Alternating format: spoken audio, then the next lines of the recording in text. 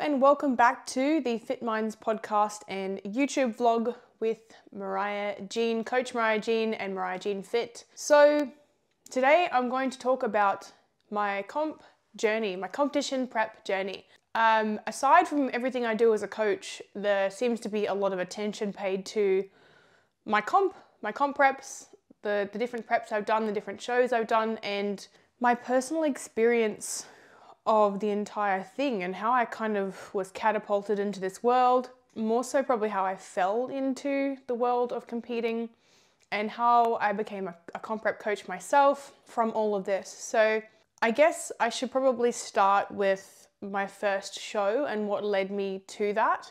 And before I even get into the podcast, I want to talk about the idea that competing is glorified. And this is not to discourage people from competing if they really want to. You know, if you want to step on stage and become a bodybuilder, so to speak, then by all means, chase that dream.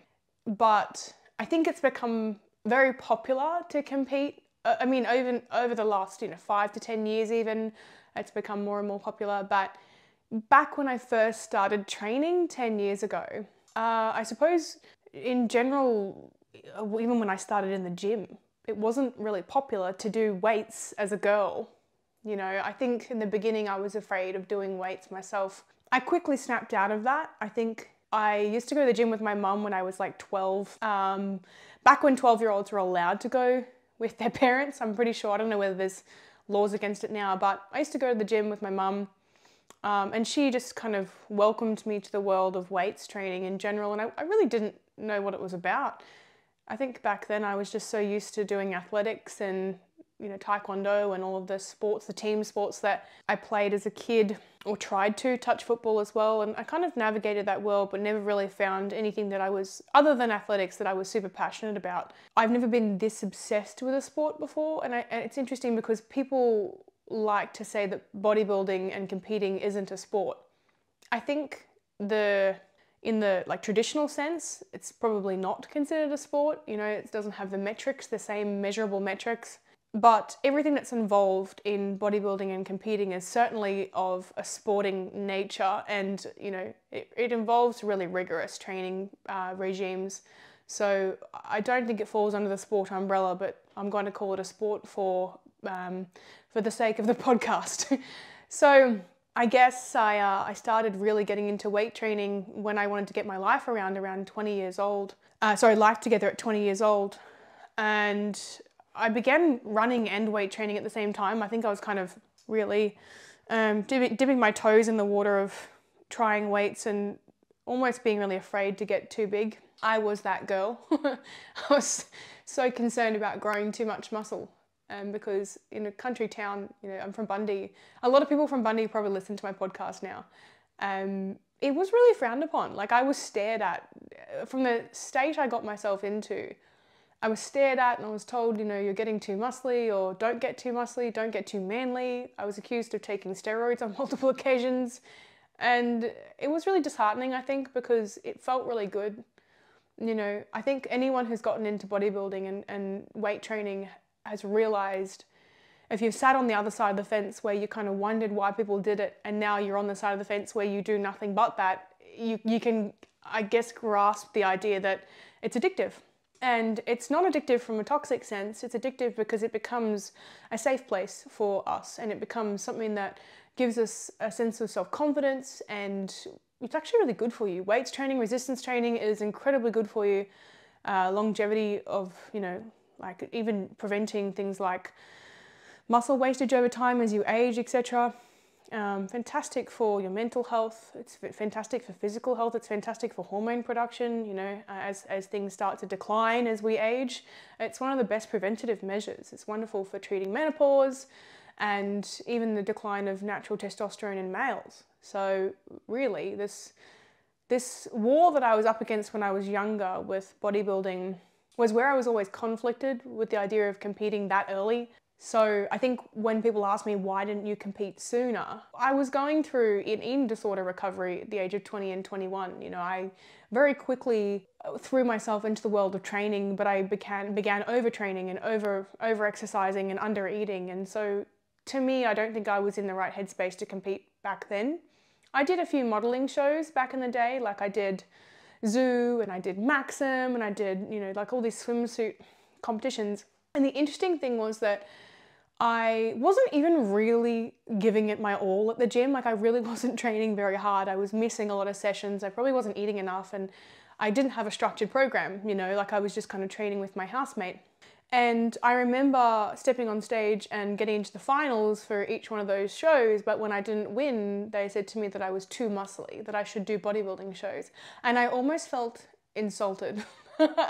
Like back then I was like, I want to win a swimsuit comp, you know, I want to be Maxim, you know, I want to be like this model, this like swimsuit model. And because I obviously found something that I was okay at, you know, was working on my physique and really starting to think about my health and everything.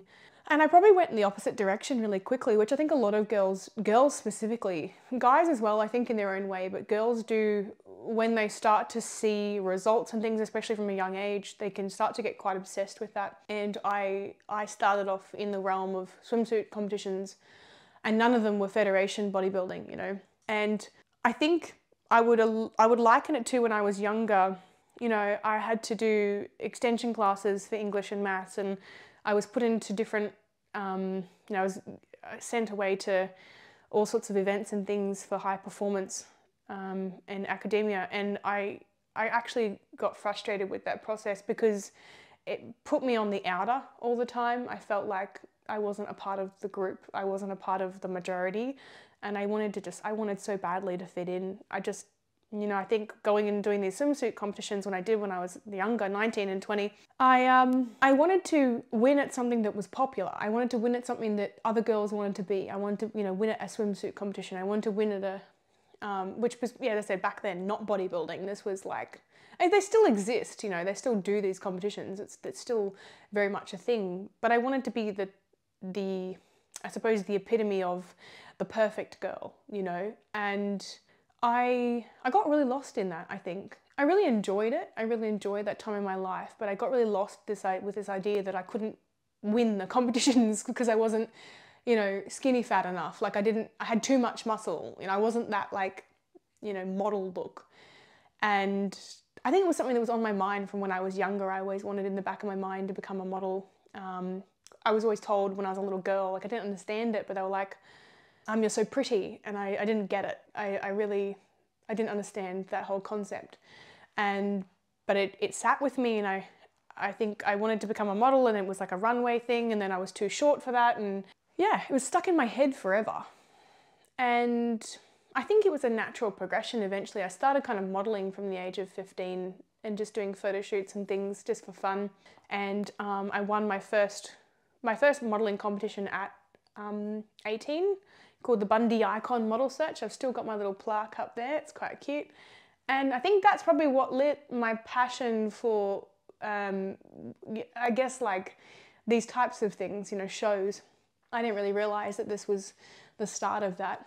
And I felt, because that was also not about looks. It was definitely based on like the way you treated people and things. Like it was wonderful. It was run by a lovely friend of mine, Gina, and it was all about developing young women and everything. And well, yeah, it wasn't just the way you presented yourself physically, but also, you know, who you were as a person. So started with that, kind of went into swimsuit, like competitions, got into finals, didn't win those, and decided, you know, I was really broken by that. I think that's where my anorexia really kicked in and the bulimia. It just kind of, there was that plus like a DV relationship I was in, and it just snowballed, you know, plus like having really unstable mental health.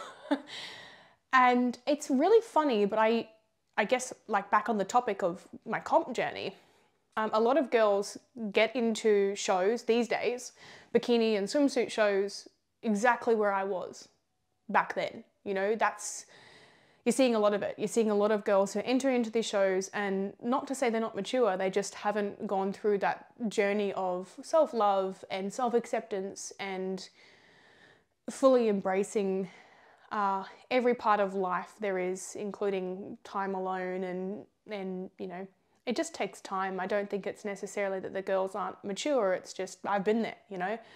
I was very much in a very surface level relationship with myself even though I knew that I had more depth. I knew that I was more intelligent. I knew that I was more capable than just my appearance. So I think from there, I just kept going. I was so determined.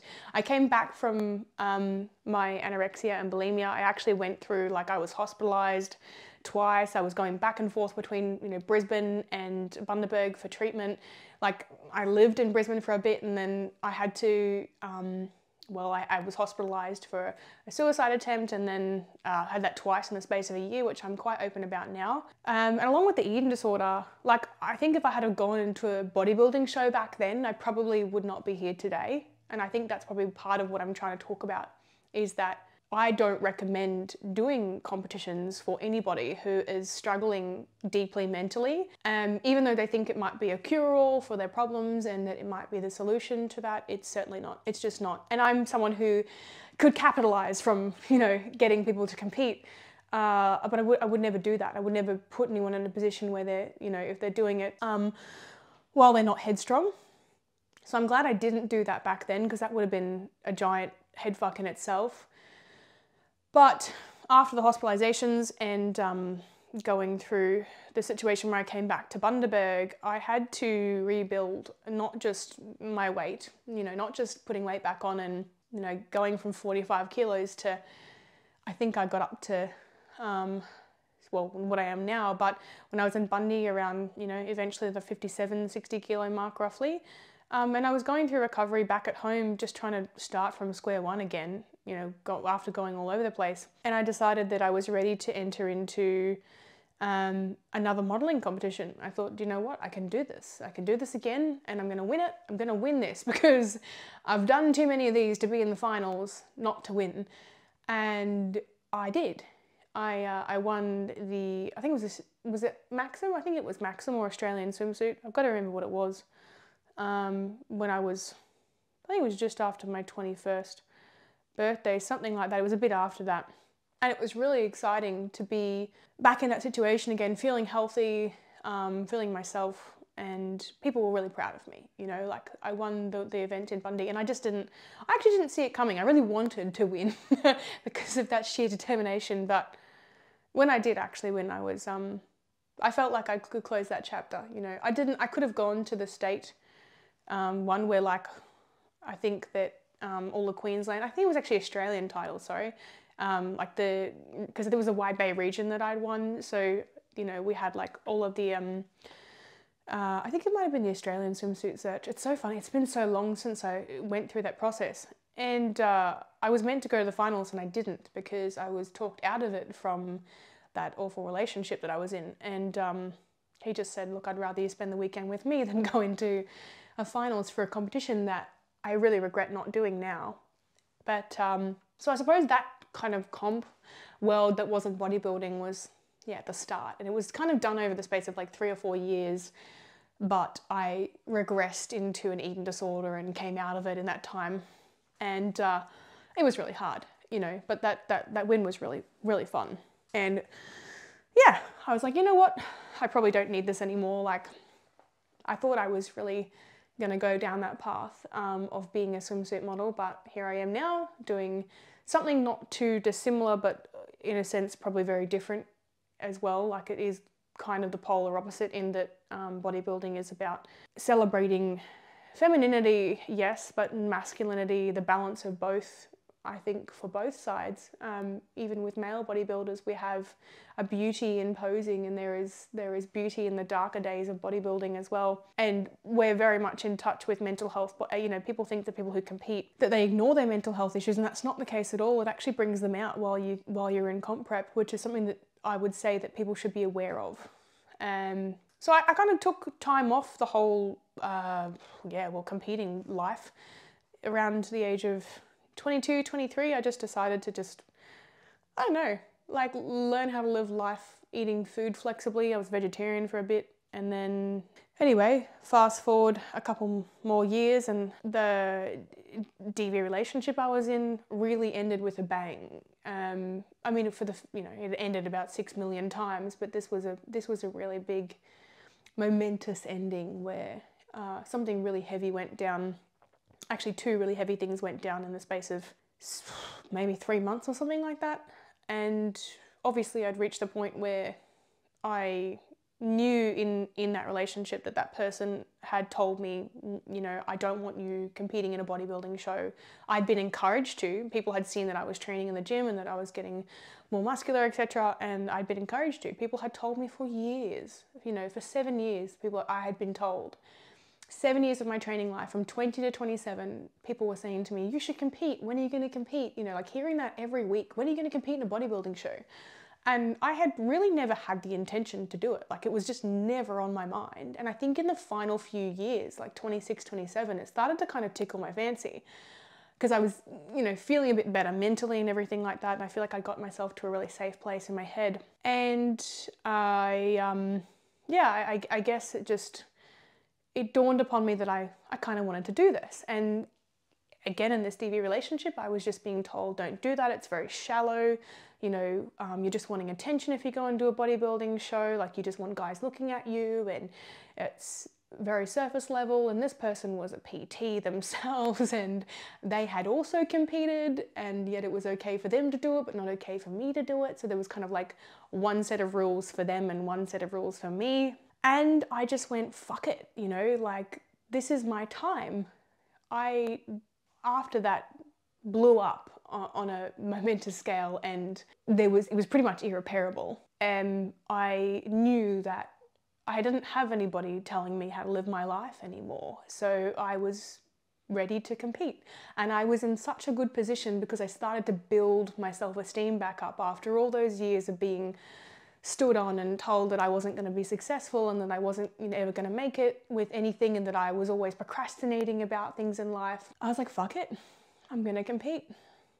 And I think, yeah, I definitely think it was a combination of frustration, anger, but also joy and freedom. I felt freedom from this situation, and there's nothing holding me back.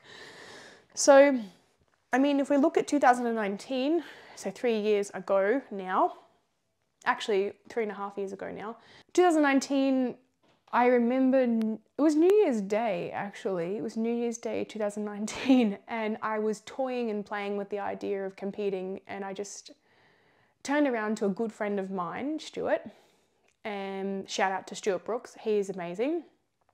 He was my first, and he's still been my only coach, and I think it would be very difficult to ever find anyone like him if I was ever to change, but he's just incredible. And I turned to him and I sent him a message, and I said, how do you feel about prepping me for a show? And I had no idea when the next show was. I didn't know about seasons. I didn't know about posing. I had no idea what division I would go in. Like, I was as green as it gets into the bodybuilding world. Like, I knew how to train. I kind of knew how to eat. And I had a clean diet, so to speak. And that's the thing, it's interesting to think back then, the clean diet I had was completely unnecessary. I didn't need to eat that clean. But I approached him with the idea, and he was 100% on board for it. He was like, I'm gonna do this with you. I'm so keen, you know. I haven't worked with a lot of female athletes because they never give me the opportunity to. A lot of girls don't want male coaches, or they just have a bit of aversion, especially a really big dude. Softest guy ever, honestly. Like, as a coach, was just so gentle with me, but knew how to, I suppose, call the shots when we needed to. And I was always very hard on myself, so for me it was very easy for me to take the calorie cuts. It was easy for me to take the changes in training, etc. And we started a prep. 16 weeks was my first prep was 16 weeks long. And I think, honestly, like 3 years ago, it was probably kind of acceptable to do a 16-week prep. Mind you, I started my prep at, like, if you have a look at the photos of me when I started prep in February, I think 2019, roughly January, February, I thought I was muscular, but I was nothing in comparison to what I am now. I think I weighed in with maybe 28, 29 kilos of lean muscle mass, at 5'6".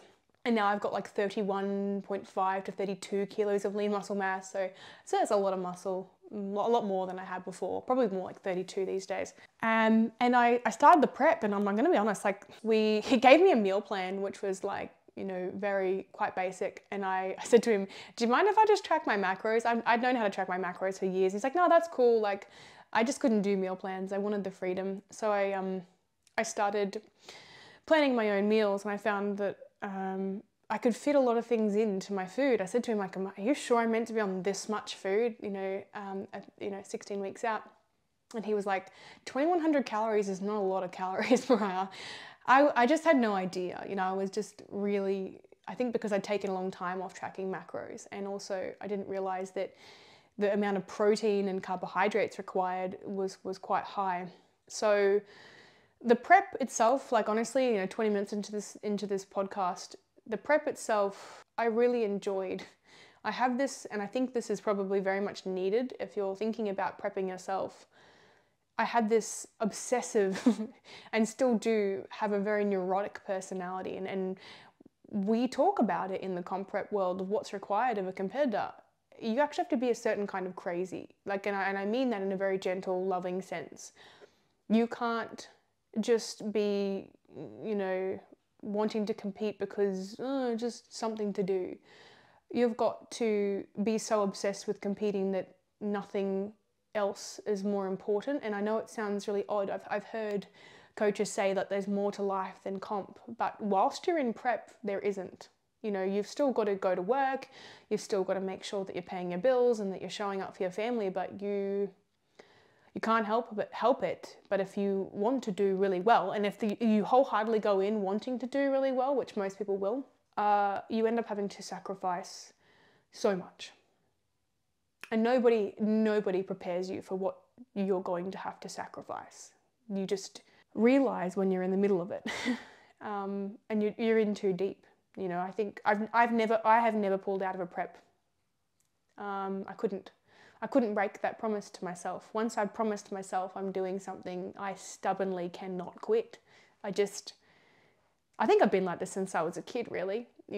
I think from the early days of wrestling in the backyard with my brother and his best mates, they always just pushed me to quit. And it was like this weird thing inside me that said, no matter what you think of me, or no matter what happens to me, I'm not giving up on myself, and that pain will not be a reason to let go.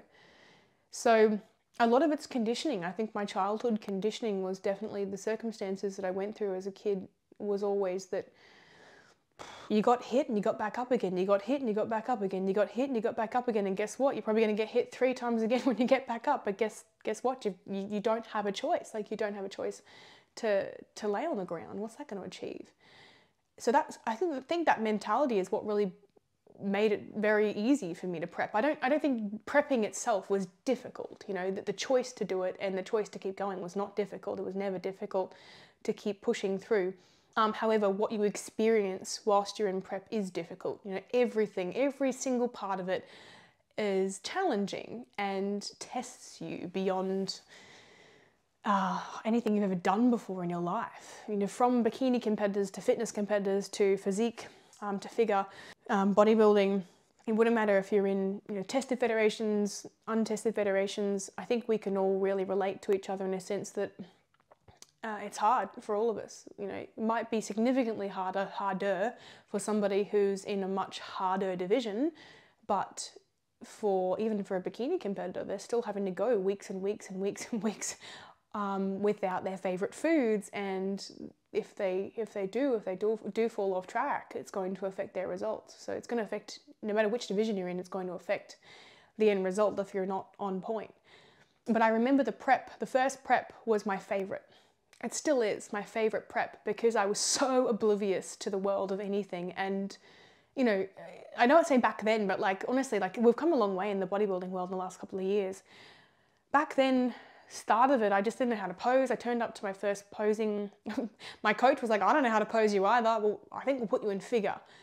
And I was like, oh, I didn't even know what figure was. I was like, oh, okay, yeah, figure. I didn't even know that I knew bikini might have been a division, but I didn't know that there was fitness and sports, and I didn't even know what figure was. I really didn't even know what figure was. I just kind of went, okay, sure, and I rocked up to my first posing class because Stuart was kind of it was like a single dad situation where he was like, go to posing. And I was like, okay. And he's like, I can't help you with posing. I was like, okay.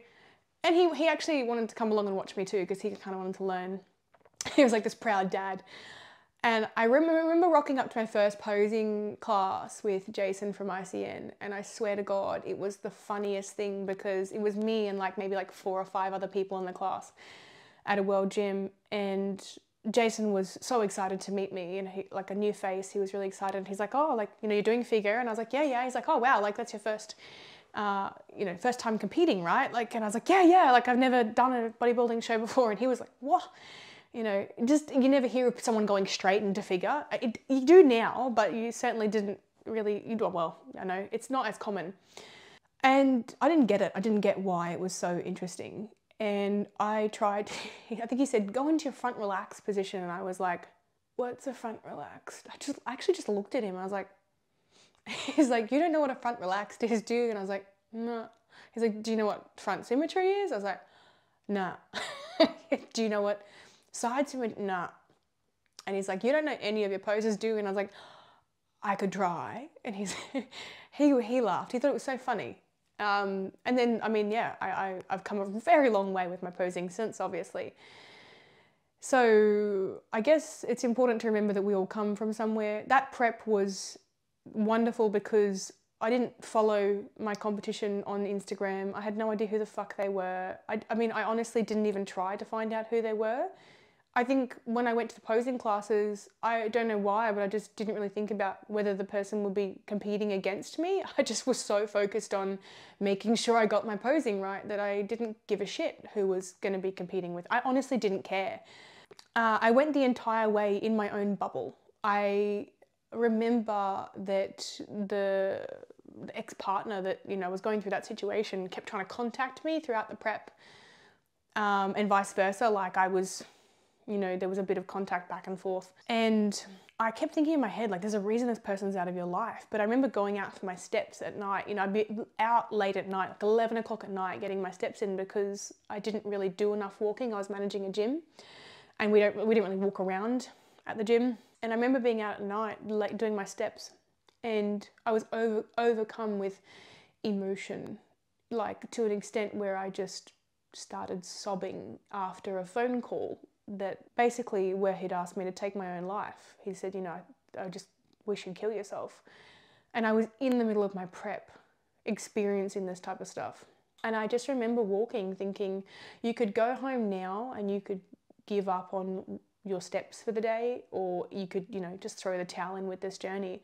And I kept walking with these tears streaming down my face, like in the pitch black. I don't know where I was. I was in a park somewhere. Like I would not recommend this, but I was out of my mind. And I think in prep, you get to that point where you get these like really intense bouts of emotion, deep emotion, which only seem to come out in prep because you're already being tested. So everything else is amplified. And it rocked me.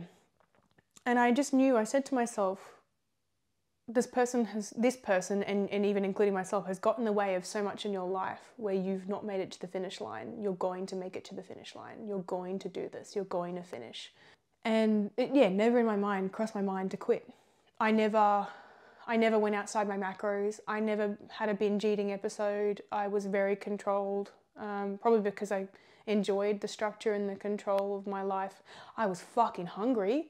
My God, like that's one part of prep. I think that no one really, they tell you you're going to be hungry, but like no one prepares you for being that hungry that you'd be willing to eat an entire lettuce, or, you know, being that hungry that you have to literally remove yourself from the kitchen and make sure that you're going outside and make sure that you're not anywhere near food all the time and you're not exposing yourself to the stuff. So like, you know, I didn't save pictures of food. I didn't do any of that. I didn't look up my competitors. I really didn't. I wasn't really in the world of thinking that I would, you know, win a competition. With bodybuilding, I just wanted to get through. I just wanted to finish it. I just wanted to get to this show. And I'd heard a lot about, you know, I suppose what show day looks like, you know, but I really didn't know what to expect until I was there, really. No one can describe it to you until you're there, and it is a lot of fun. Show day is a lot of fun. But you got to understand that these days a prep would look like 20 to 30 weeks, which my last prep was 20 weeks. And it's 20 weeks without your favorite food. There is no flexibility. You know, people go like, oh, can I eat out for my birthday? Or can I have a couple of drinks? Fuck no. I mean, if you want to do that, sure. But why are you competing if you're not going to be able to go that chunk of time without doing that? If you say to yourself, if you're already going into it questioning, can I have this, can I have that, or can I make this work in a prep, you shouldn't be competing. Don't do it. You know, it's meant to be hard. It's meant to be a test of your self-control. Is it very beneficial for your mental health? Probably not for someone who's not overly stable already. You know, like I'd already gone through an eating disorder recovery, so I kind of figured that shit out very quickly. Well, not quickly, but you know, prior to my competing, I knew how to hold off from binge eating. I knew what was happening in my brain when I felt like doing it. So my experience of a competition prep in my mind was easy because I was already disciplined and I'd already done a lot of that work on the inner and internally. I could be alone. You know, I could be alone in the house and not feel like eating everything because I'd practiced that self-control through my recovery and through my therapy. Fast forward to the actual show day and what happened after the comp and everything like that. You can see like in the background, there's my sword, my ICN sword. And I got a sword, right? Like this is the whole other thing is that like I rocked up on show day and I was just happy to be there. You know, I said to my coach, can we have red frogs as pump up? Because he told me about pump up like a week or two before. He's like, oh, you know, you're gonna have some carbs. And he said like, you know, you pick what carbs you want. And I said, oh, I don't know, what can I have? And he said, what do you feel like? And I said, I've been wanting red frogs this whole time. And he said, sure, we can have red frogs. I can't tell you how over the moon I was that we could eat red frogs on show day. Like I was actually more excited about the red frogs than I was about the show. Just because I love red frogs. Like I think it was something I was missing, not missing in prep because I didn't eat a lot of it before, but it's a nostalgic thing. I think honestly during prep with food and after prep, it was always nostalgic foods from my childhood. So I would often crave things like red licorice and pizza shapes, like stuff that I just loved eating as a kid. It was always nostalgic foods. A meat pie for some reason, like it's weird, but it took me back to my past of like what I wanted as a kid.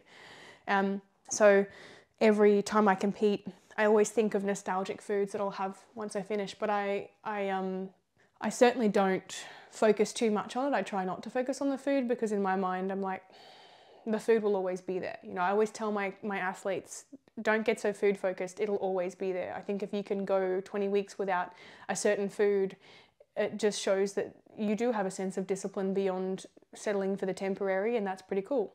So the food will always be there and that you don't have to try and eat it all at once post-show, and you're gonna have to get used to lots of things like when you're in prep, you get some severe things like metabolic adaptation, so where you know may not drop at certain points, drop body fat or drop weight, and that's got a lot to do with, well, there's literally a multitude of reasons why, but it's why you have to have a coach who knows what they're doing. And it's very difficult to know who that is. I do understand that. I would honestly recommend always making sure that you're going with someone who is sports nutrition qualified, specifically with Sports Nutrition Australia. And if they've done the comp prep course as well, I've done the short course, but I'm going to be doing the extension once I've finished the postgrad in performance nutrition. So it's the natural progression for me. Like I want to learn more about this type of stuff, but I already do understand comp prep protocol on a deeper level because I've been doing this for years now with my girls and using diet breaks wisely and understanding the signs of metabolic adaptation, understanding what type of level of conditioning we can get somebody to. And it's actually different for every person as to what their body's actually willing to do. And we don't know that until they go through a prep, you know? So sometimes dealing with first-time athletes is actually really scary because it's okay if they've competed before, they kind of have like a track record of what's happened, but if they haven't competed before, you really don't know how they're going to respond, how their body will respond. So show day, first show, I won a sword in classic figure. I took out the overall classic figure, and I'm going to be honest, that moment I think is still hands down one of my favorite moments in my life My second favorite, actually no, I would say my new favorite moment was going pro with NBA, my double pro status on the same day. It was really fucking cool. But I think that in the bodybuilding realm, my first wonderful moment, which is definitely like a soft spot for me, was when I won the overall classic figure title, because it was so unexpected. I didn't even know I was going to place. I didn't even know if they gave trophies or medals or what. I just did not know. I had no idea what it was going to look like. I didn't know how many people I'd be competing against. I didn't even look at the spreadsheet before I went on stage. I really didn't know. I loved being blissfully ignorant, because that kept me in a really good headspace mentally. And I didn't do it on purpose. I'm going to be honest, I didn't avoid looking people up on purpose. I just didn't know it was a thing. I didn't know that that's what people do, compare themselves to people and, like, you know, watch social media like a hawk. I didn't do that. I focused on my prep. I focused on my training. I was working so much. I was a gym manager at the time. I was starting my online business, my online coaching business. I was studying Cert 3 and 4 in fitness plus my sports nutrition certification all at the same time. Like, I'm talking the trifecta. And I was obviously single, and I had literally no love life, because you just don't in prep. That's another thing, is like, good luck trying to date in prep. But I don't know, I just focused on staying in my lane, like I probably have with a lot of things in my life, which is probably why I've succeeded, is I really don't get stuck on what other people are doing. And I genuinely, wholeheartedly don't give a fuck. I mean, happy for them. I'm so happy for the people who do really well, and I will cheer them on, but I certainly won't ever be intimidated or envious.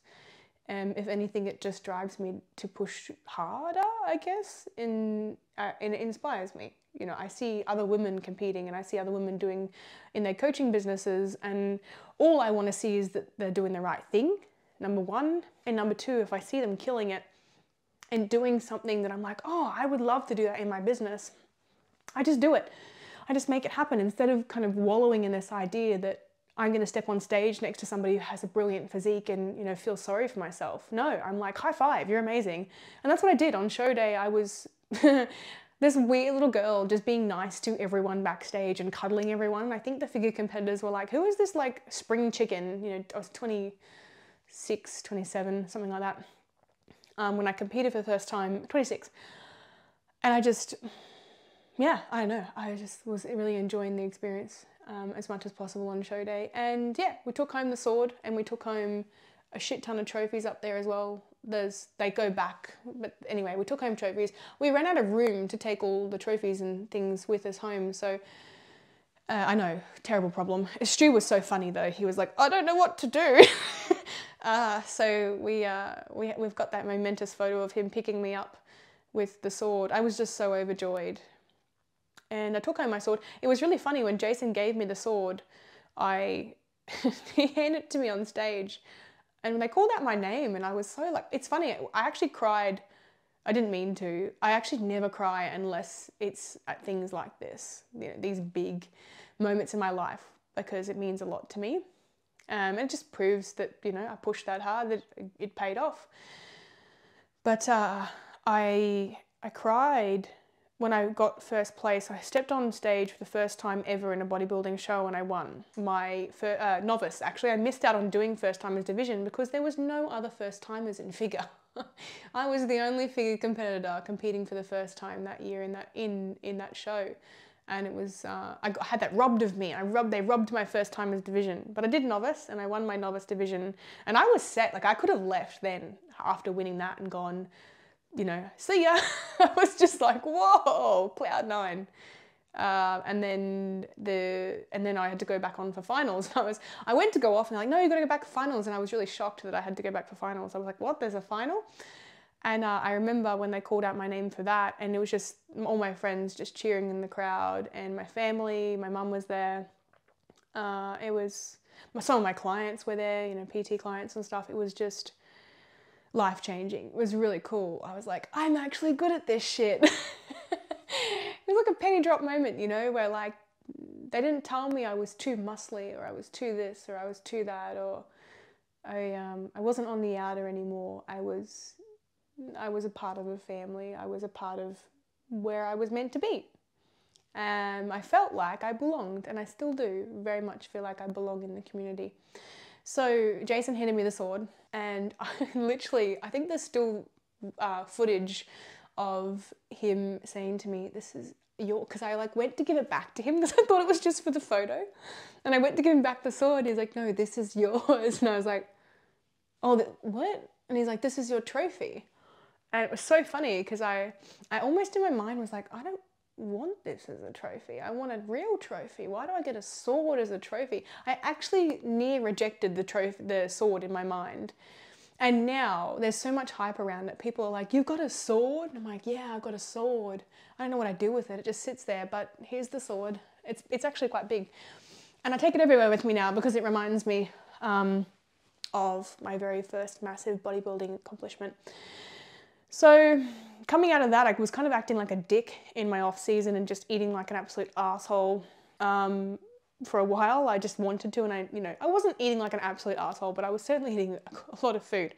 And we actually realized that I qualified for nationals, and I probably should have gone because I actually won my figure, so classic figure overall, but I won my figure open height division for muscularity.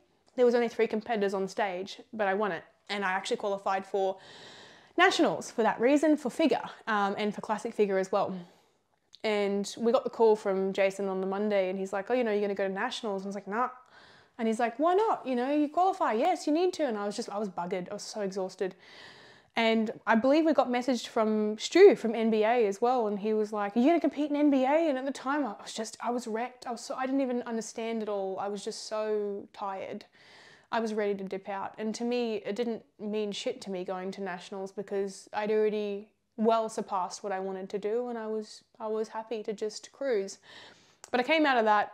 The interesting thing is I was flung from, back then on Instagram, I think I probably had maybe 2,000 or 3,000 followers or something like that. Very humble.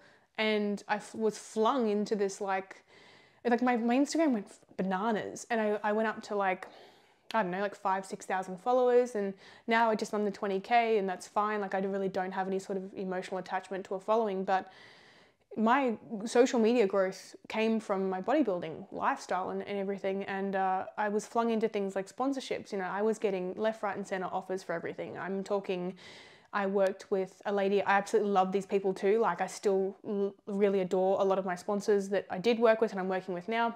But I got a supplement sponsorship with International Protein. These are all, very much, they approached me and went, "Yes, let's do this." And I didn't even know what sponsors were back then. I was sponsored by Vogue Cosmetica when she was doing, Rose, she's lovely. She was doing injectables, so she would do that for me and I'd advertise. I ended up on her flyer, and I ended up in the next ICN show flyers, and it was really daunting.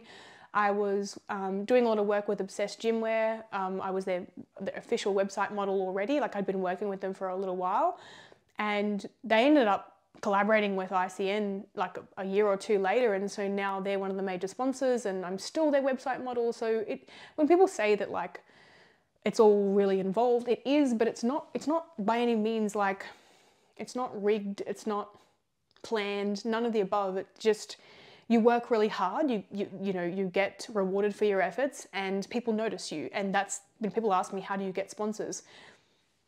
I didn't ask for them, they came to me, and that's where we are today, where I literally have a makeup sponsor and I have a supplement sponsor. I'm with a new one called Alien, and they are happy to support me as an athlete because that's what they do. They look for people who are wonderful representatives of their brand. And yeah, so that's kind of, I guess that whole, that was my introduction to Comp World. I then competed in a national show. I did a very short prep, mind you. I honestly think my prep for nationals was such a piss take.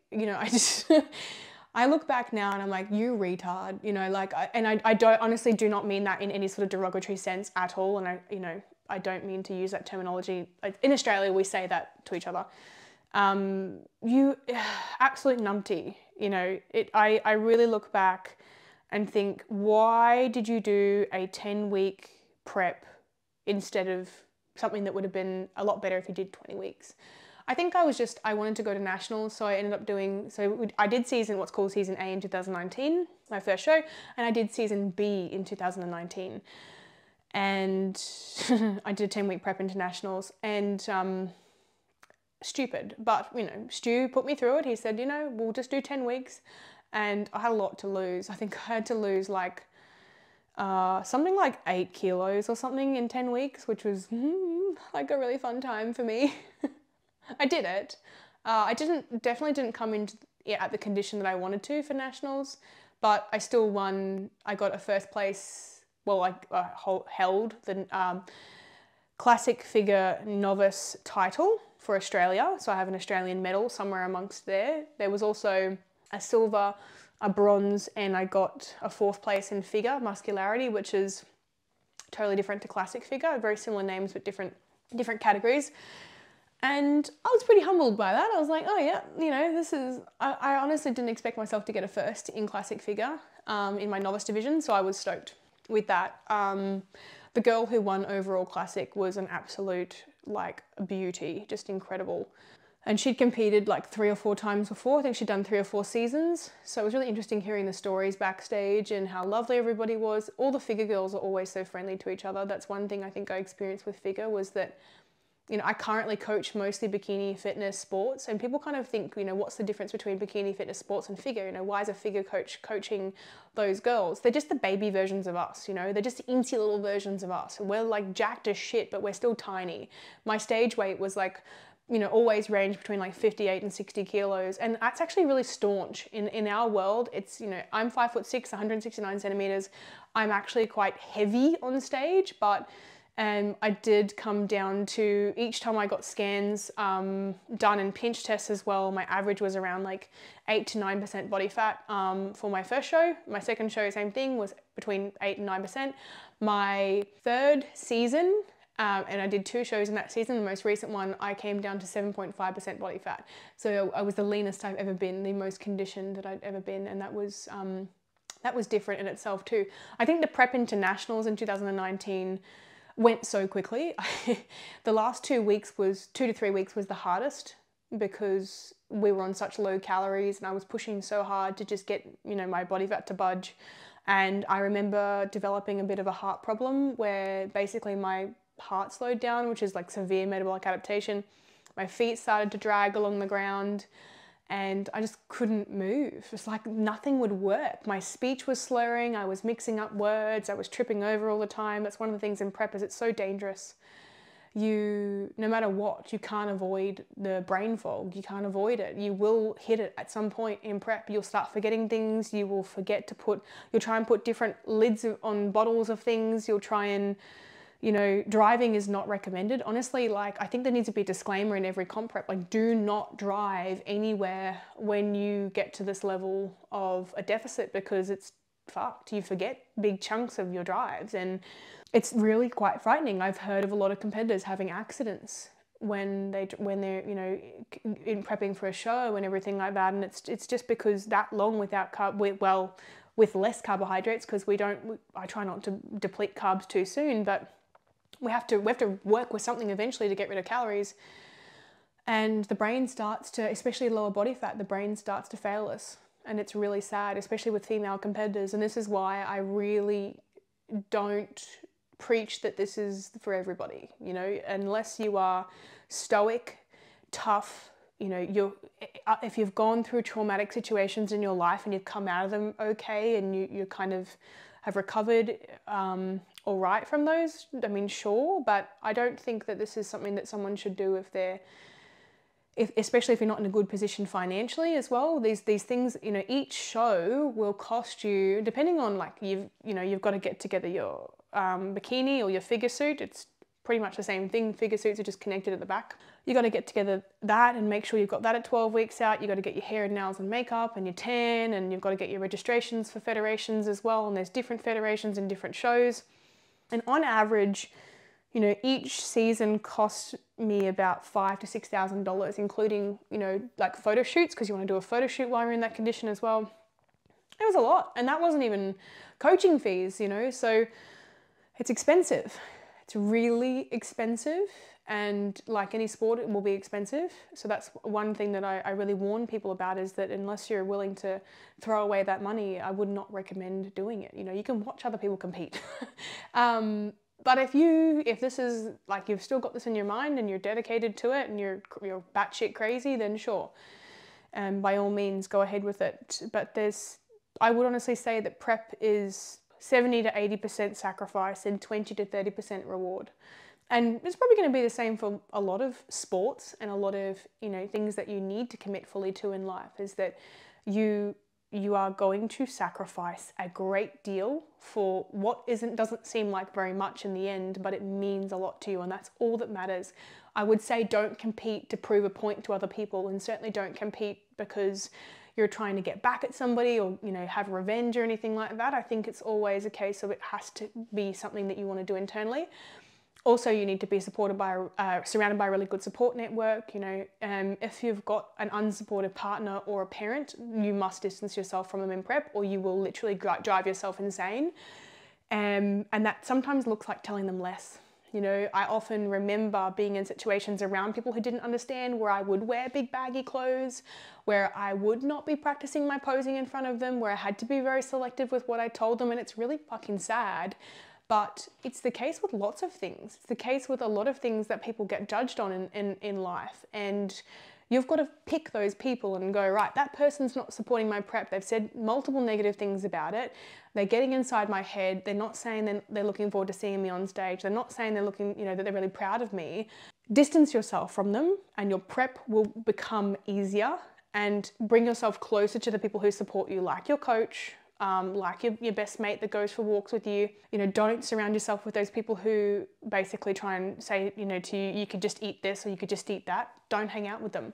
Your friendship circle changes entirely in prep, and you actually begin to get your own prep family, which sounds sad, but it's actually really cool, because these people usually have really big goals beyond prep. They're also very driven.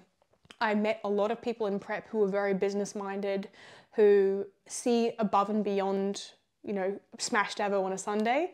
They see that they don't need that. They don't need food that isn't, you can make food at home that fits your macros. You can get through a prep quite easily. And I think that probably by my second and third prep, I realized I never really had much of an attachment to food in general, because post-eating disorder, it was very easy to detach myself. But food was never, I never felt like, oh, I'm missing out. I can't eat that food.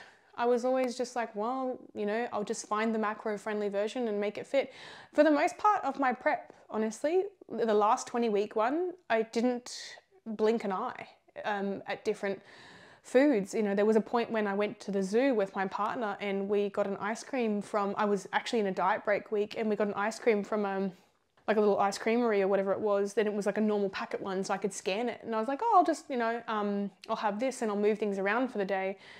And I could have that in prep. I had a burger at Grilled in prep in my diet break. Mind you, this was all in the same week, and I made sure that it was in my macros and everything like that, and I knew that it was properly tracked. But prep didn't feel too dissimilar to my normal life. So it was just an increase in my steps, and it was just, tracking my food, which I'm not currently doing.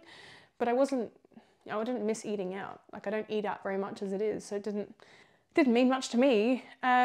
You have to be prepared to live a different lifestyle to other people. You have to be prepared to party on weekends, and who gives a shit if your birthday's in the middle of prep? Nobody cares. You just prep through it.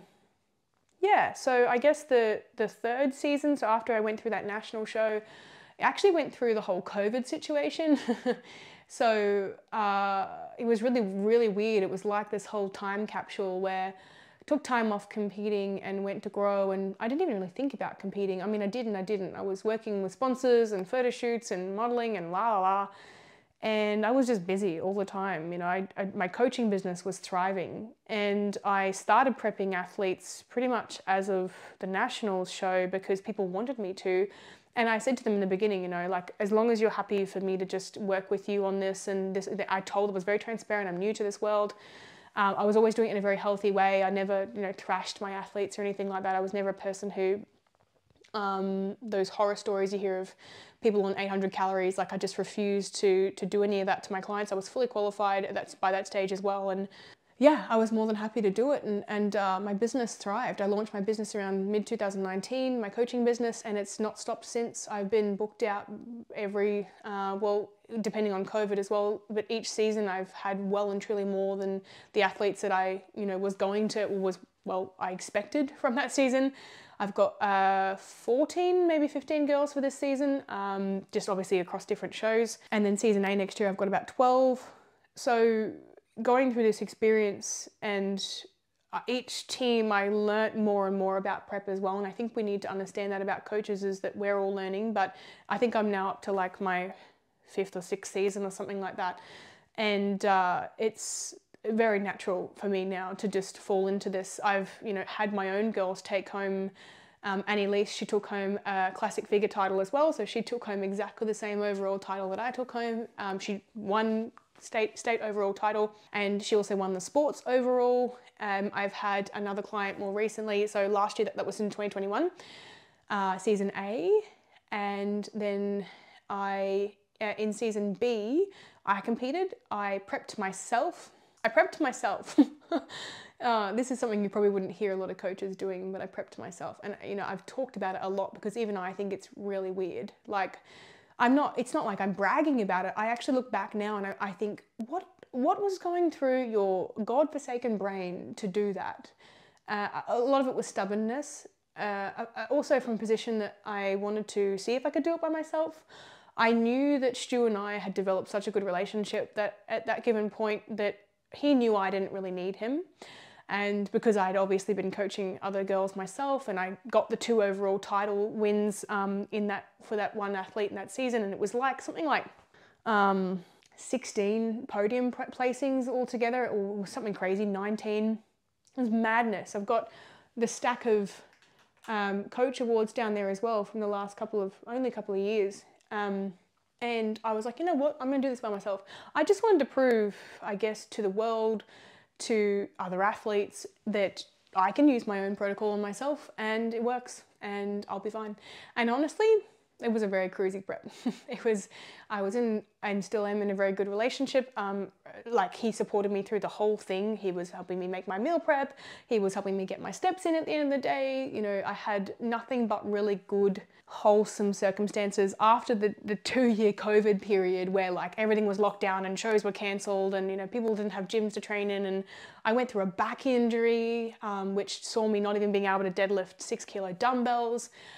It was a lot to come back around and then compete and to prep myself, but it was my easiest prep to date because I'd done it so many times. I was pissed that we didn't get our chance at nationals because, to me, I was chasing a pro card with ICN and they changed that plan very last minute. My plan was to be ready for nationals, and I learnt my lesson the hard way this time, that you should always be ready for your first show, but I wanted to come in my best condition for nationals and I didn't want to waste that on the first show. I knew that muscle wastage is definitely a thing, and that if you try and tie it between shows, you can screw yourself up. And in my mind, I had this idea of what it was going to look like, that I would just qualify at states and I didn't give a shit about winning the overalls, and that I would just get to nationals and try and shred up there and carve up and take out my opens, my height division. I didn't even want to win an overall. I just wanted my height division to go pro with, where I started, basically in a much harder category in figure. So not in classic figure. I want to step up. Classic figure is not as conditioned as figure, but it's definitely based on symmetry. But I want to step up into figure, which I'd been getting 3rds and 4ths in, and I had planned to be ready for nationals. And I didn't even tell anyone. I think, honestly, when I started my prep, I was just like, I just said to my partner, I'm going to prep again. And he was like, all right, we've been together for about, like, I don't know, 3 months, 6 months, something like that before I decided to prep.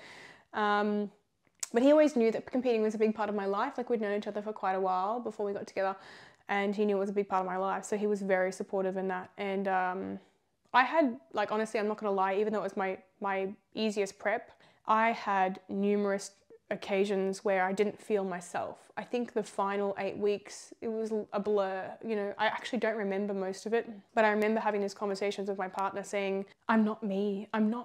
Like, my brain is just not working. I'm sad and I can't be happy about anything. And that's a lot of that drop out of the serotonin. And there's you're running on fumes by the end, and your brain is just not able to produce those happy hormones. So those conversations are really hard because he saw me as a shell of myself, and I think he was always wondering when that person would come back. And I think it was really heartbreaking for him to go through that because, 20 weeks is a long time, and then for half of that to be not knowing who your partner is and your partner not knowing who they are either was very challenging on both of us. And everything that happens in prep did happen.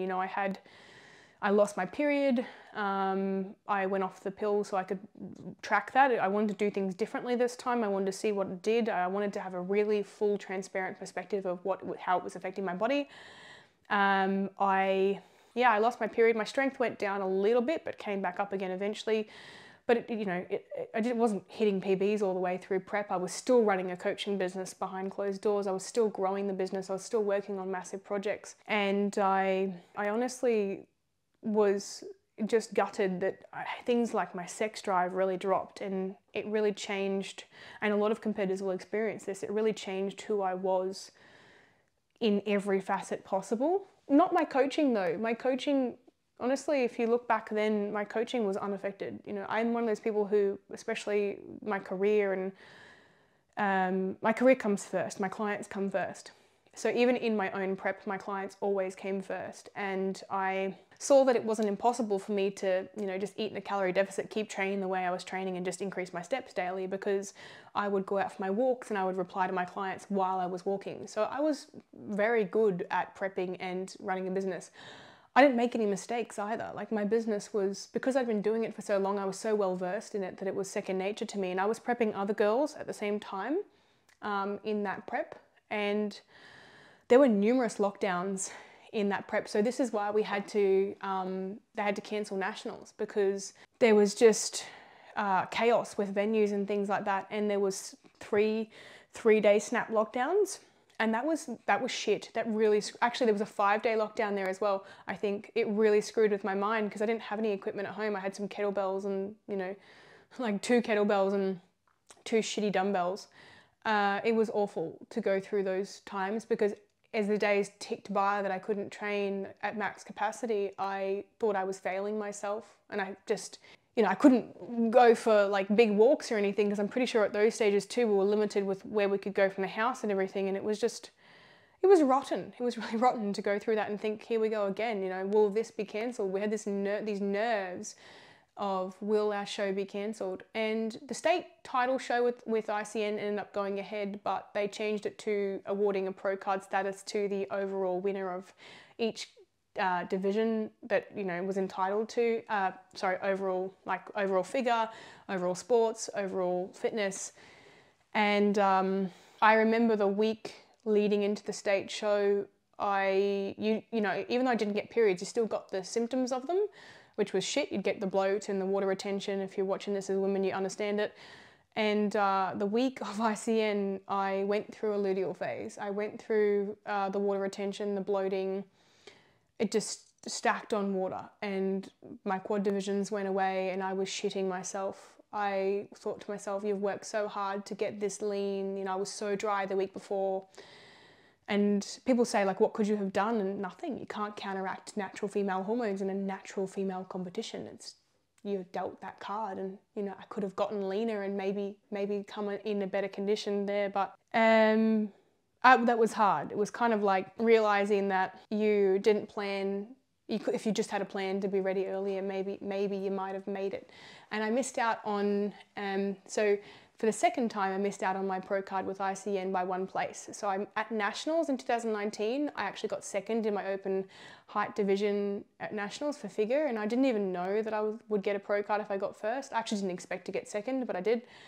I got second in the open height division. So 1 place away from pro card there, and then at ICN States in my recent season, I got second twice to the lady who won overall, and that was crushing. Like, I think I hit it well on stage. I smiled and I was very trying to stay humble, but I was crushed. I was trying to find every reason possible to justify to myself why I I thought I was in my best shape and I'd done everything I could, and it was just heartbreaking because I think I resented the idea that I didn't get to go to the national show that we were meant to have, you know, a couple of weeks later, 4 weeks later. It pissed me off, like wholeheartedly. I was bitter. And I don't think I'd felt like that in a really long time. I think because it was me, because I coached myself, I think it was so much pressure I put on myself for this to be perfect that I realized that it all fell on my head. So that was a really, really heavy time, but I got past it. It only took me a couple of days to get over it. I think it took me weeks and months to properly get over it, but it took me a couple of days to suck up my shit and just go, right, that's it, you know, we've got another show. And I actually decided to compete with NBA. I think it was roughly, as I mentioned, I didn't even tell people I was in prep. Like, I didn't announce it until I was probably like 12 weeks out. I got to kind of this 6 to 8 week mark and I started talking about the idea that I might have been in prep, and I decided to compete in NBA at that point because they'd invited me in 2019 and I missed the opportunity. So I launched myself into the NBA show the following week. It was back-to-back shows. It was really weird. It kind of felt like the week between Christmas and New Year's. It's kind of like, what's happening? You know, like I know I'm meant to still be prepping and I am still prepping, but what do I do? You know, I knew what I was doing. I knew I had a purpose, but it was definitely coming from that show of the second places. It was hard. And I also got a second place in classic figure at ICN, which was the original one that I'd won, the original title. And it was because I was too lean. I'd actually come in more conditioned and with more muscle, and they just said, you don't belong in your baby division anymore. You don't belong in that category that you started in. You now belong up in the figure division, which you used to do, you know, you'd get thirds and fourths in. You belong in this division, but you didn't come in conditioned enough. And the interesting thing is that the fluid from that original show, I didn't change my calories, nothing like that, nothing, you know, didn't go and do crazy shit. And I was actually on maintenance calories. And weirdly, the week of NBA, all the fluid dropped out, the luteal finished, and decided that my body wanted to play. You know, I hadn't, as I said, I didn't change the protocol. I didn't want to. I knew that it would be right for me if given the conditions were right with my hormones. And my progesterone dropped and just naturally dropped. There was nothing I could have done. And I ended up going in the show for NBA. I went into Figure International, which is their version of classic figure. And I went into figure and I won every single one of my divisions. And I won 2 overall titles and 2 pro cards. That was the best day of my life. Like hands down, you know, even though winning the classic figure title meant a lot to me, and it's very sentimental, the best day of my life was winning the double pro cards, the 2 different pro cards. I'm the first pro figure international competitor as well with NBA. It was the first year they decided to do that. And they've always had pro cards for figure, for the muscularity. But yeah, they gave me 2 pro cards on the day, which was super, super, it was an honor. It was just so, yeah, I remember the moment really well. And I was next to the girls on stage and I wholeheartedly didn't think I was going to win. I wanted to. There was a part of me that wanted to, but I didn't think I was going to win because there was some really fierce competition. You know, I was still up against some really hard competition, and I went into the pro show the same day, you know, after I took out 3 first places in my divisions and 2 overall first places, which those are the awesome crowns back there. There's 2 of those and some sashes and tiaras and you name it and all the fun stuff. And there's all the NBA medals down the bottom. I think my Australian medals are there too. And I remember when my partner picked me up. It was really weird actually. They said, you know, like partner or coach, and it was because I coached myself, it was like, who do we call up on stage? And they said partner or coach, and then they realized, wait, no, that's right, Mariah coached herself. So they called up the big rig, they called up Alex on stage, and I think he launched himself onto that stage. You could hear him clapping so loud in the crowd that I think his hands were about to fall off. He was just so proud. And he jumped on stage and he gave me a cuddle and a kiss. And I just was like shaking my head like, we did it, you know, like we did it. He was the closest thing I had to a coach in prep, which thank God he was there because I would have gone insane without him. But he picked me up. I actually whispered to him. This was not rehearsed. I whispered to him, I don't know why, I just thought of it at the time. I just wanted to be picked up. And I said, pick me up. And he's like, okay. And I had no idea how he was going to do it. I just jumped into his arms and he kind of just like hoisted me up by the legs. And there's that infamous picture of us, of him lifting me up. And that's my favorite moment. And then Stu came and gave me my pro card, and I came back, I think maybe an hour or two later, and I was high as a kite. And I did it again in Figure International. And I just was like, what? Like, no, what again? Yeah. I think at that point in time too, I think that I felt like, you know what? You have worked really hard, and maybe for this federation, for one federation, you weren't quite there yet, but then, for the other federation you were, and it was just timing. It was just the timing of where I was in my cycle. And that's the interesting thing, is that a menstrual cycle can affect everything in natural bodybuilding. It's just crazy, and there's nothing you can do about it. So yeah, I had a urine test at the bodybuilding show at NBA, straight after the overall title win. They test you straight away. It's very rigorous, very strict, and past that, obviously, it's all good. And then, yeah, we actually, after the show, I got all these goodies and giveaways. It was great. Like free coffee. I got free coffee. And the show was run really well. I think both shows, they did a really good job. ICN and NBA did a great job. They always do, of organizing everybody. And we had a burger in the car. Like, all the other times I've had these like momentous meals after prep, and it's funny, the more you compete, the less that it becomes important. Your post-show meal, you just don't give a shit anymore. And we stopped by one of my favorite burger joints in Brisbane, and we got takeaway burgers, and we ate it in the car. We were wrecked. We parked. We didn't even get out of the car. We parked beside a park, like beside like a nature park. And it was like 10 o'clock at night, and ate a burger. And we had the pro show. I did my first pro show that day, actually, with NBA. And there were other pros from other federations, including the ones that I competed with at ICN. So interestingly enough too, with different federations, you can have different placings.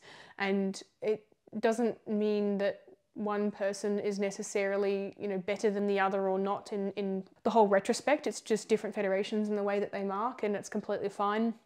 And the pro show, I got a second place to a pro competitor who is Christy. She's amazing. She honestly, is probably one of the only competitors that I'm happy for her to beat me, because I was like, shit, you're so impressive. She's just a beast. But she beat me in the pro show, and I was just stoked to do the pro show. I got a second place in the pro show, and there was, three other pros there, including the ICN overall winner. And I think she got fourth in that one, and another pro, Megan, she got third. So Lisa and Megan and Lisa were third and fourth. And then there was another competitor, I think from another state. But it was just interesting going through that process and going, okay, you know what? It can be different for different federations. And I certainly didn't come out of that going, well, I've proved a point to myself in that aspect. I think it dawned upon me that there's so many compiling factors, and there's different judges, and there's different marking criteria, and you shouldn't get in your head about placings. If you end up on the podium, know that you did well. If you end up on the podium, know that you did well. And if you don't end up on the podium, know that that's not end of the world either, and that it's okay, you can go away and improve, and that being on the podium isn't the be all and end all, because I honestly know it sounds cliche, but getting to show is an accomplishment, because you have so much shit thrown at you, like we did have lockdowns, and people getting sick and everything like that, and lots of things like family tragedies and accidents and all sorts of crazy things, touch wood. And just getting to stage, sometimes for some people, is the biggest accomplishment. And I think it's such an honor to be next to such wonderful women. I think that if we get caught up in who's better than who and who's going to bring a better package, or getting intimidated by other people, that's when our ego starts to get tested. And I wholeheartedly know that I probably went through some of that in prep, and in the end of my prep specifically, because my brain was going a bit, mental. But I'm glad I went through it. I'm glad I took myself through a prep. As far as, if you've made it this far through the podcast and through the vlog, as far as future preps go and future shows go, I people ask me this all the time, like to finish the vlog, when do you think you're going to compete again, and what season, and do you think you'll have another stab at this and that, and do you think you'll compete overseas? And I would love to compete overseas with NBA, because being pro now, I can go and do that, which is super exciting.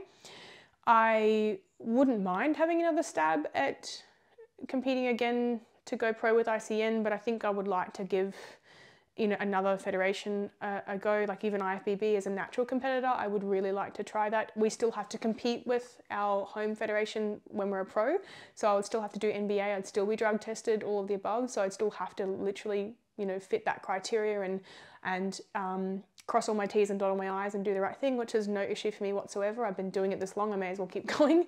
And I guess I would, yes, like to compete again, but the whole idea of when completely relies on my health. I've got an immune condition which needs to be managed, and that does flare up with the treatment of it if I am going through preps and the stress of that. Also things like my study, like I'm in the middle of very deep study at the moment, which I need to be doing a lot more of, and I don't want to do both at the same time. It's just, near impossible, and I don't recommend it. And also things like my menstrual cycle. It took, the reality of competing is that your menstrual cycle is out of whack. If you're off the pill or off contraception and you actually watch what happens, it's still not in check. I think in a matter of a year, I think I had like less than 4 periods, and I went 5 months without a period. I had a period, just got one back after 5 months without one. Before that was 3 months without one. Before that was 3 months without one. And I just got one back just over almost 2 months ago now, and I haven't had a regular one again, so I've missed another one, and I'm not, not doing, I've took my training right down to 4 days a week, and I'm not doing high steps or anything. I'm desperately trying to maintain a higher level of, higher level than usual of body fat to try and get my cycle back, and it's proving to be really difficult. And this is for things like the future of wanting to conceive and have children, and not just that, but your general health as a woman. If you've got a missing menstrual cycle, it's so normalized in the comp prep world, that your missing cycle is totally fine. I think in prep, for some people it's inevitable, for some people they get it, they lose it, some people they don't. Don't ever let anyone tell you that if you've lost it, it's the worst thing in the world, and that, your coach is trash and you're trash. No, not true at all. Don't let people tell you that, having it all the way through is normal either. Everybody's different in what happens to them and what their body decides to do. Mine just dips out at a certain point and just stops giving me a period. And I still get the symptoms. I still get the symptoms of luteal phase the week before my period, but I just don't get the period itself.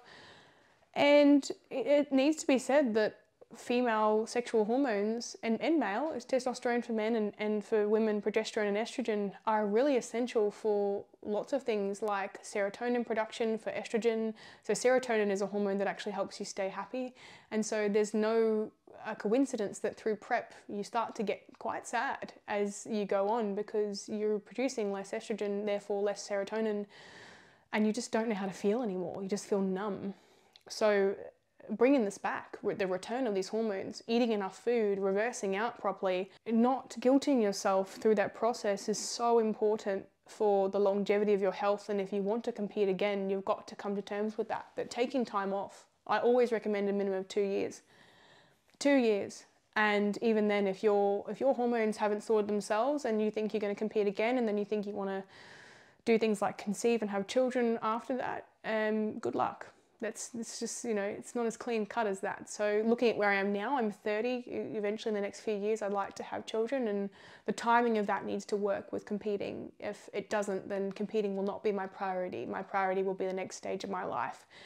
And because we can't hold on to that and put a pause button on our life because of competing. And I think you can always come back to it. We've seen people take out national titles after becoming a mum and taking time off. And I don't think that that's something that we should put shame on women for. It just makes it a lot harder for us. That's all. It makes it a lot harder for us. And I think we're up for the challenge. I think female bodybuilders, we see this as a way to maintain our self-esteem, our self-confidence, and I suppose still holding on to the thing that we were passionate about before we had children. So there's no doubt that I'll still be a bodybuilder after having kids. Of course, my lifestyle will change a lot, but I would like to return to it either just before I plan to do that or just after, a few years after.